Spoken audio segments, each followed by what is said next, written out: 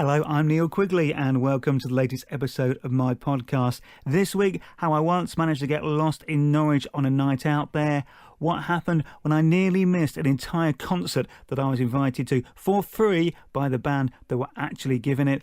The interview this week is with X Factor runner-up Andy Abraham. I spoke to him several years ago, just before he went off to represent the UK at the Eurovision Song Contest. And lastly, when I was working in Yeovil, I also worked in a bar that had some live PAs. Some singers come down and sing for us about once a month. I'll tell you a bit about that. That's all on the way this week. Thanks for listening. Enjoy. Neil Quigley. I'm sure you've had situations where your nights out haven't necessarily gone to plan. This happened to me once in Norwich.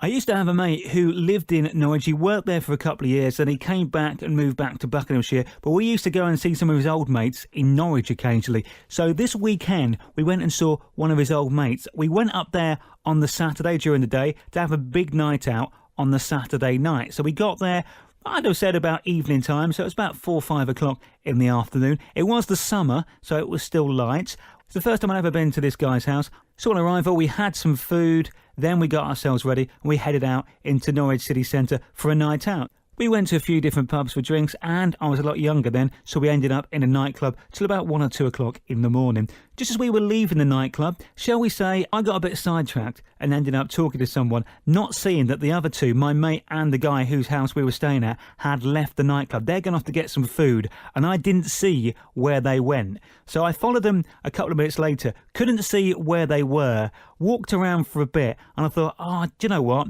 I'll just get a taxi back to this guy's house. Now, I didn't know his address, but I remember when we were on our way down and when we were talking on the way into town, he said his house was near a hospital. So I thought, that's fine. All I'll do is I'll get in a taxi and just ask the taxi driver to drop me near the hospital. Therefore, I'll be near the house and I'll be able to work it out. I'll recognise it. I'll find the house from there. Brilliant plan, eh?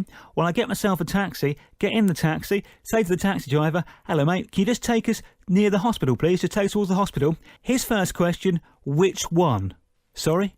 Apparently, there are 4 different hospitals in Norwich. I didn't know this information when my only plan of getting home was to be dropped near a hospital. So I started doing a tour of hospitals. I got taken to the first hospital he thought it might be. Didn't look familiar, didn't recognise any of the roads around it. So I said, no, this isn't the one. Then the taxi driver drives me to the next hospital. All the time, of course, the fare is going up. I haven't got a bottomless pit of money on me. I've only got about 25 quid on me. So as it turns out, when it gets to about 25 quid, I'm like, well, you'll have to let me out, mate. I've got no idea where I'm going. I can't afford any more money to be driving around Norwich randomly trying to discover this house that's near a hospital, although there's 4 hospitals in Norwich, not just the one. So I got him to drop me out near the police station. So I got out of the taxi near the police station. Now, I was thinking, I tell you what, I'll just go into the police station. I was walking down towards the police station, and what do I tell them? I'm completely lost. I'm staying at a bloke's house with a friend. I've got no idea where his house is. Can you help me? No, of course he can't. It'd be like trying to stick a pin in a map, basically. So I decided not to go into the police station. I had another walk round for a bit longer. It was still dark by this time. It's probably about, 3 o'clock in the morning. I'm a little bit annoyed with myself, I'm not going to lie, and getting a little bit tired. So I just keep walking and walking and walking. Eventually, I find a park.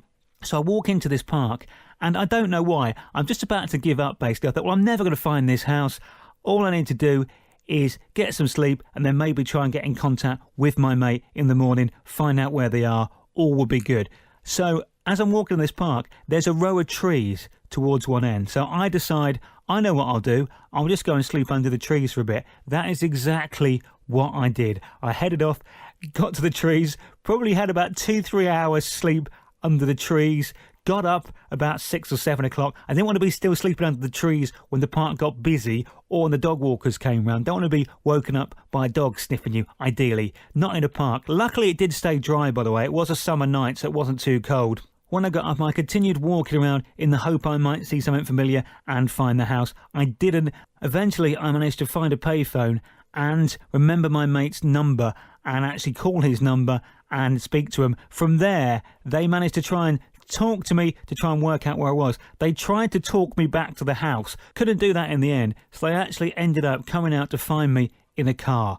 I mean, what sort of mate am I? What sort of idiot? I get lost on a night out, and the first thing they have to do after a night out is come out in a car and try and find me. They did get me eventually and did pick me up. I don't think I've been back to Norwich since.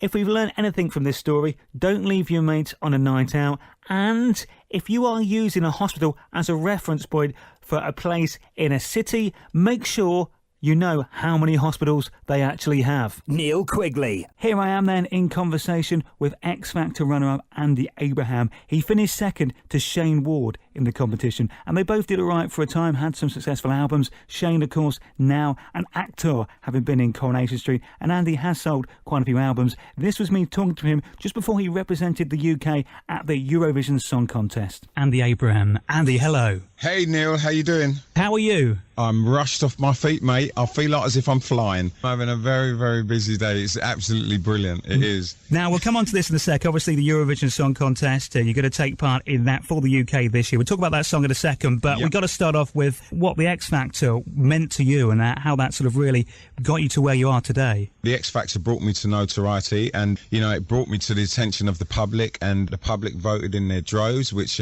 I'll always thank them for. And next, it's the Eurovision. The song that you won through, what was it like on the night? Because obviously the way we do our Eurovision Song Contest now, they get a short list and you all go and sing on the night, and then it's a public vote to decide which song goes and represents us in the song contest. What was that like? Was that as nerve-wracking as the X Factor, or more so? I would say it was more so, because the difference between Eurovision and the X Factor is one's a covers base so that people already know the songs, and the other is obviously a song that I've written and helped to create and everything like that. And that was the daunting side of it, because I wasn't sure if the UK would know how I feel about the song. Do you know what I mean? That's the reason why I put it into the Eurovision Your Decision. So, and the fact that the BBC called me up as well, asked me if I would be interested, and that they liked the song first and foremost and put me forward to do the show. So everything was great at that time. Do you find it more enjoyable? Is it more rewarding when you're up there singing a song that you know you've written yourself as well? Yeah, 100%, definitely. I loved all the songs that I sung on the first two albums.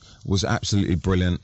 The fact that I got a chance to do one of my all-time favourite songs, which is Me and Mrs. Jones and Don't Leave Me This Way. So many of the great songs that have been successful through the years. And now for Andy Abraham to move on as an act and as an artist in his own right, he has to be able to be part of creating an album of his own, and that's the basis of this. The Even If album, which is out June the 9th, is a collection of all original material that I've been a part of writing and creating, and I'm hoping that the general public love what I do and really want to be involved and sing along, you know what I mean? And the Eurovision Song Contest obviously is a great showcase for that, Even If is the single, which obviously the title track off the album you've just been talking about. And that takes place 24th of May, end of this month. Obviously you're looking forward to that? I am absolutely looking forward to it. I think it's a wonderful show. It's produced brilliantly. Regardless of what acts that's on there, the actual show is done really well, and no expense spared. And I think it's a brilliant platform. There's going to be 11,000 people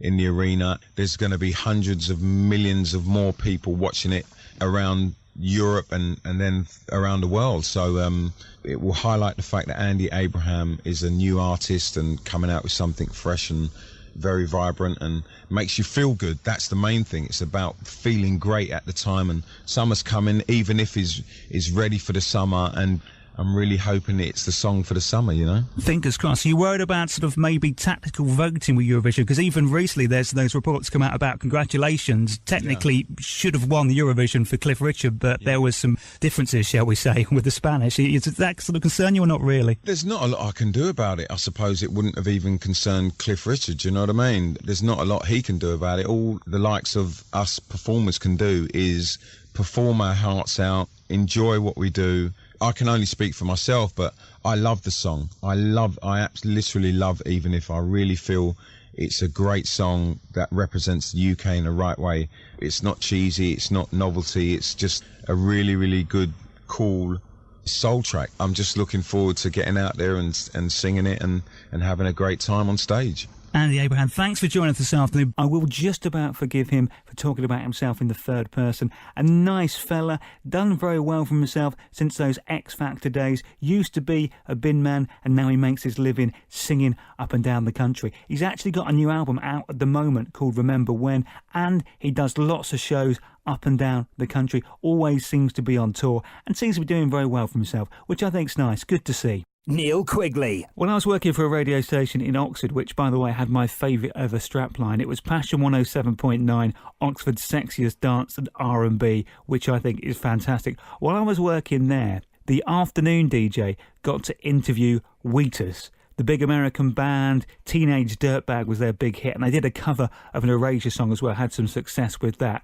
I was doing the morning show, 10 till 2, he was doing the afternoon drive show, and he had Wheatus coming in, so I'll be honest, I hung around to meet Wheatus and watch them do the interview. It was just two of them that came in, and the reason they really came in, they were playing a gig in Oxford, and also it was a homecoming gig for their new keyboard player, who was from Oxford. He was returning home, they'd been touring the States, so he came in along with the lead singer, who, by the way, was a fascinating fella. He's actually a super intelligent computer geek. He actually used to work in Silicon Valley and was earning lots and lots of money programming computers and being a basic computer genius in that place. He decided to walk away and leave it all to concentrate on his band Wheatus. He's probably the only person in the world to walk away from a job and earn less money being in the band that have had hits all over the world. That's how much money he was earning in the computer business. So you have to admit he was doing it for all the right reasons, the love of the music. He was really nice and the interview was really interesting, and it was great finding out about how Wheatus made it in America and how this guy from Oxford ended up playing keyboard in Wheatus and going on this big long tour. Really fascinating stuff, and they were both absolutely lovely people. The interview went out live on the afternoon show presenter's show. He has done very well for himself, by the way. He has for several years now been the breakfast presenter on Capital in the North East. At the end of the interview, the band invited us to the gig they were playing in Oxford later on. They didn't leave any tickets, but they said they'd put our name on the guest list on the door. So very excitedly, me and the other guy are making plans about how we meet up and get ourselves along to the gig later on. So we agreed to meet at a pub near the venue and go to the gig together. I went home for a bit and got changed, and he went back to his place and got himself sorted. We met up later on at the pub as organised, and we were quite excited. We're getting to go to a Wheatus gig as their guests on the guest list. We got to the venue and it looked very quiet outside. There was no one outside at all, which we thought was a bit odd. As we got even closer, we could hear some music coming from the venue. So at first we were thinking, okay, well maybe the support band are on first and we're missing them. We'll get in there and see the main attraction. Anyways, we walk up to the front desk. It transpires that the gig is already underway. It started a lot earlier than we realised. We thought it was a gig starting at 7:30 in the evening. It turns out this gig actually started about 6 o'clock. So we've arrived just before 7:30. Our name is on the guest list, but initially, because it's so late into the gig, the guy on reception is not keen on letting us in. After a bit of sweet talking, being nice and explaining the situation, he lets us into the venue. No word of a lie. As we walk in, we just hear Wheatus say, "And thank you very much," as they finish their last song and go off stage. Then we hear the applause. Then they do luckily come back on for an encore. And of course, what else do they do for the encore but their big hit, Teenage Dirtbag. Basically then, we'd managed to miss the entire gig, so we didn't see a whole Wheatus gig as we were expecting to. We got there just in time to see them come out and do, as an encore, Teenage Dirtbag, which was very disappointing, but I guess if you are going to see Wheatus perform one song, then the song you want to see them perform is Teenage Dirtbag. They did it very well. It was a bit weird, though, watching the one song from them and then leaving the gig. I'll be honest, we didn't hang around and try and meet up with the band after the performance. We just got out there to avoid a very awkward conversation, trying to explain how we got the timings completely wrong and only caught the last 5 minutes of the free gig we were invited to. Neil Quigley. When I worked down in Yeovil at the radio station Ep11, we used to do a lot of work with Chicago Rock Cafe, which was right below the radio studios. Included at one point, they had monthly personal appearances. Various acts would come down and sing and perform, and normally one of us would act as the compere. I also did some DJing down there as well. I used to DJ some weekends, but Tuesday nights and Thursday nights for a bit were my night. I used to have a night down there, which was great fun. While working at Chicago Rock and doing that, I got to work with a whole host of stars, including Chico. Chico came down and did a personal appearance and sung a few songs. He was great, met him backstage before he went on. Lovely, friendly, very nice bloke, and, to be fair, deceptively good singer, put on a great performance. Also on separate occasions, a couple of members of Blue came down when they were promoting their solo careers. Simon Webb came down. He was lovely, such a nice bloke, really good to chat to, really friendly, and sounded great live. We also had Lee Ryan come down. He was great. He was a lot of fun. He was Lee Ryan. He's a little bit crazier. He's definitely the slightly left of centre one in the band, which I think we all knew. That'll come as no surprise. Not the most organised of blokes. He was going to do some solo songs. When he got there, he realised he didn't actually have any backing tracks. So we had to download from a website his backing tracks to put onto an MP3 player so he could actually go out and perform his songs. We managed it. It was fine. And he did a great job, to be fair. Put on a great gig. And fair play to him, he just stayed drinking till the end of the night with everybody at the bar. Had a fantastic time. We did one night with the 80s legends, which was Aswad. They were great, fantastic, did the job, did what they had to do perfectly. But the best story about that is, normally these bands and acts were put up in a hotel in Yeovil, and they'd organise getting taxis to take them back to the hotel. I didn't witness myself, but I heard several people tell me this. Apparently, as Aswad were leaving, one of the members of the band had his foot run over by the taxi driver as they were heading off to their hotel. Another band we once had down there was Les McKeon's Bay City Rollers. They were great. That was an interesting evening. Fair play to the people who turned up. A lot of Bay City Rollers fans from their teenage years all turned up, all with the tartan scarves. It was quite an atmosphere, quite a crowd. It was quite good fun bringing them on stage. It's the nearest I've ever got to being in a boy band, hearing those screams for the Bay City Rollers as I brought them on stage. Also got to do a gig once with the great Buster Bloodvessel from Bad Manners. They came down to do a set. They were brilliant fun as well. He, for a big guy, doesn't half move around on stage. Fair play. He gives it absolutely everything. He looks terrifying on stage, but when you chat to him backstage, such a nice bloke, top fella, really good guy as well. Now, I don't know if you remember, probably about 10 years ago now, E17 decided to make a comeback without Tony Mortimer. Tony was going to be in the band again originally, but I think he fell out again with Brian Harvey. So the rest of them were doing a bit of a tour across the UK, and they came down to play at the Chicago Rock Cafe in Yeovil. I was down there hosting that night. Fair play, two of them turned up nice and early. They were there, ready to go, did the sound check, no problem at all. Brian Harvey, however, he was late, and very, very late. I think he got there about 10 minutes before they were due on stage, didn't really speak to anyone, was really offish, was really hard to get along with, got on, did the gig, and the gig was okay, to be fair. I think he thought he was playing Wembley Stadium, and it took a while for him to get it into his head that he was just playing a bar in Yeovil at this point in his career. This would have only been maybe a month or two into their comeback, and already Brian Harvey was travelling to gigs on his own and being awkward. Therefore, this revival did not last very long. Mind you, fair play to the other two in the band. They sussed that and still kept their day jobs going. In fact, one of them had to be up at 5 a.m. the next morning to head back to London to do a roofing job. We also had a few of the former X Factor performers come down and perform for us. I remember meeting Eton Road backstage. Remember them when they were on the X Factor? Nice lads, a little bit odd, a little bit strange, but harmless enough. They were quite good fun, and they put on a good stage show as well. They were always good fun nights when we had a personal appearance.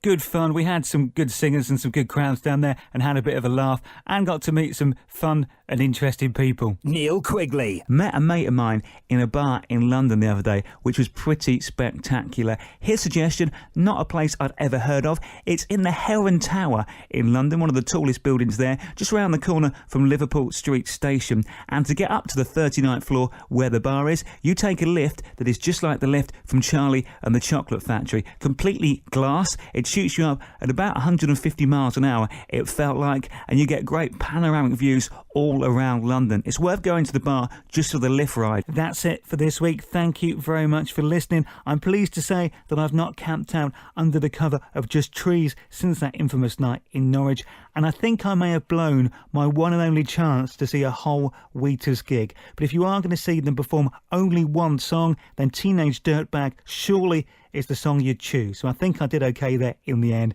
And we had some great nights at Chicago Rock Cafe with those personal appearances. Met some interesting and talented people. They were always good fun nights. That, as I said, is it for this week. Thank you very much for listening. Have a great 7 days. Be nice to each other. Take care. Have fun. And I'll speak to you next week. Bye-bye.